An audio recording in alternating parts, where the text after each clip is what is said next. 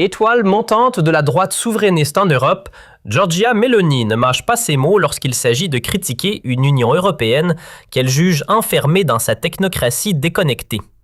Dans sa ligne de mire, Emmanuel Macron, accusé d'enrayer l'unité du continent par son autoritarisme masqué et ses décisions prises en solo, comme s'il parlait au nom de tous sans jamais écouter personne.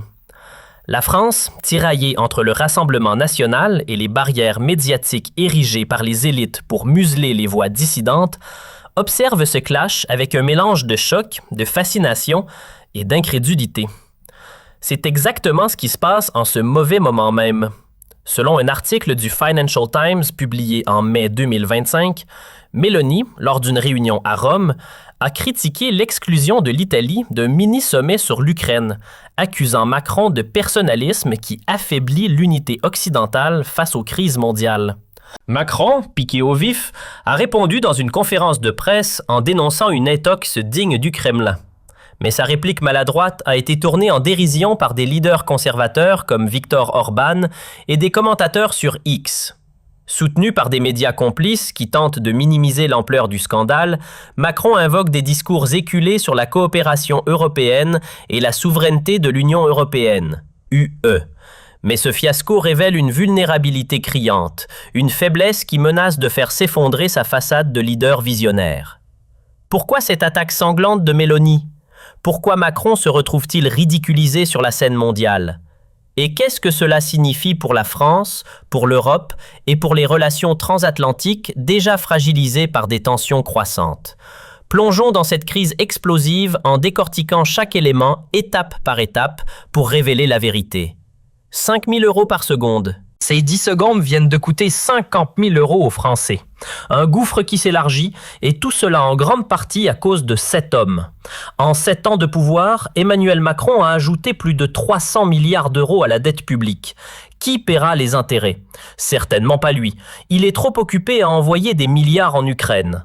Pendant ce temps, il nous étrangle. Les impôts explosent. Plus de 127 milliards d'euros fonctionnent. La taxe sur la valeur ajoutée, l'impôt sur le revenu, les taxes. Votre fiche de paye fond comme neige au soleil. En 3 ans, le prix du panier moyen a bondi de plus de 22%. L'insécurité grimpe, plus 7% de tentatives d'homicide, plus 7% de violences sexuelles, plus 6% de trafic de drogue. En 1 an, les jeunes se font broyer par les écrans, le système de retraite s'effondre, les usines ferment les unes après les autres. On vide vos poches pour financer la création d'un enfer. Pourquoi nos dirigeants s'acharnent-ils à détruire la France? Réponse: l'argent. Macron et ses alliés s'enrichissent grâce au délit d'initié, au partenariat secret et à la vente du patrimoine national. Pourquoi s'arrêterait-il? C'est trop rentable et personne ne réagit. Le peuple est tétanisé. Ceux qui ont essayé ont payé le prix fort. Alors, soyons réalistes. Rien ne changera. Les impôts continueront de grimper, l'insécurité de se propager et vos poches d'être vidées. La seule solution, être égoïste pour vous protéger, vous et votre famille. Gagner plus d'argent. Mais comment? Travailler plus? Faire des heures supplémentaires? Cela ne sert à rien. Un deuxième emploi? Vous êtes déjà à bout. Prendre des risques illégaux pour finir derrière les barreaux? Non. Il existe une autre voie. Légale, simple, méconnue. Dès ce soir, vous pouvez commencer à vous affranchir de ce système qui ne veut que votre asservissement. Nous avons tout rassemblé dans un groupe Telegram privé. Cliquez ici pour nous rejoindre gratuitement avant qu'il ne soit trop tard. Des sources proches de Rome, relayées par usjournal.com et amplifiées par des publications virales sur X, sont sans équivoque. Meloni a mis Macron face à ses contradictions et il s'est effondré sous le poids de son arrogance, incapable de répondre avec crédibilité.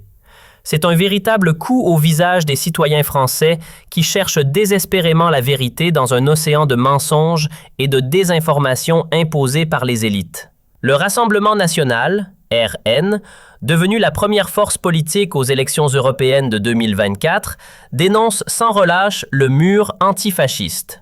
Une construction artificielle conçue pour marginaliser les voix dissidentes et protéger le statu quo.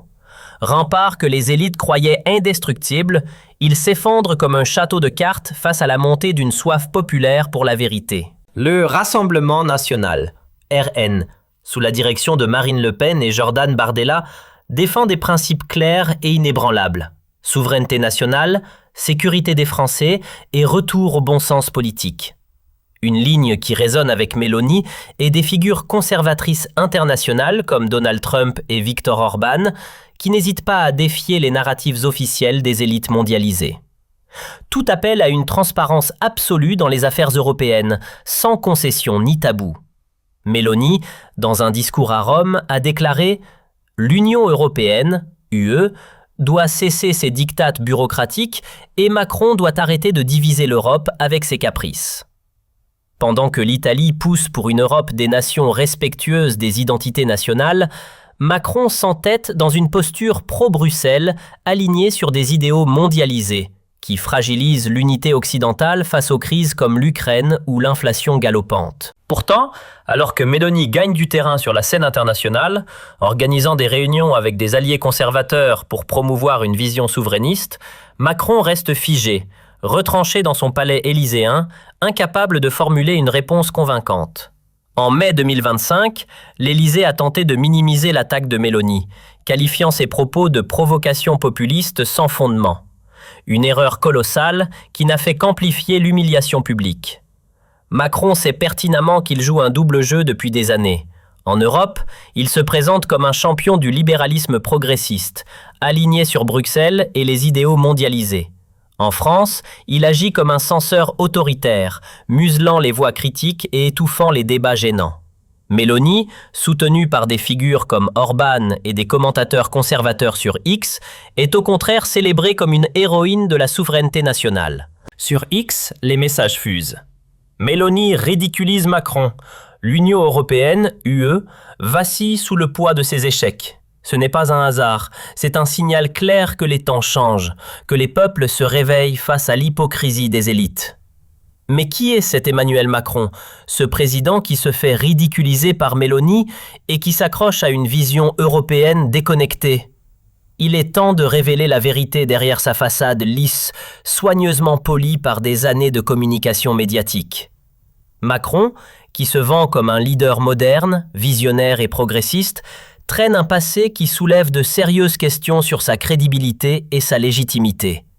Imaginez, le président censé guider la nation à travers les tempêtes économiques, sociales et géopolitiques a un historique marqué par des scandales financiers et des alliances douteuses. Il évoque avec fierté ses années en tant que banquier chez Rothschild, ses connexions rapides avec les élites mondiales. Mais cela sonne comme l'histoire d'un opportuniste charmeur et calculateur. Non, faux.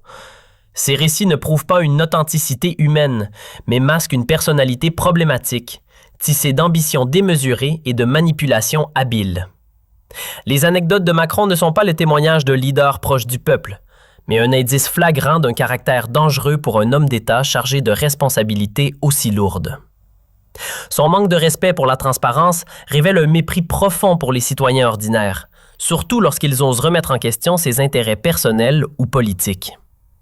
Ce trait se retrouve tout au long de sa carrière. Souvenez-vous du scandale des retraites en 2019 à 2020, où il a imposé des réformes en secret, brisant ses promesses de dialogue social et provoquant des mois de manifestations violentes dans les rues de France.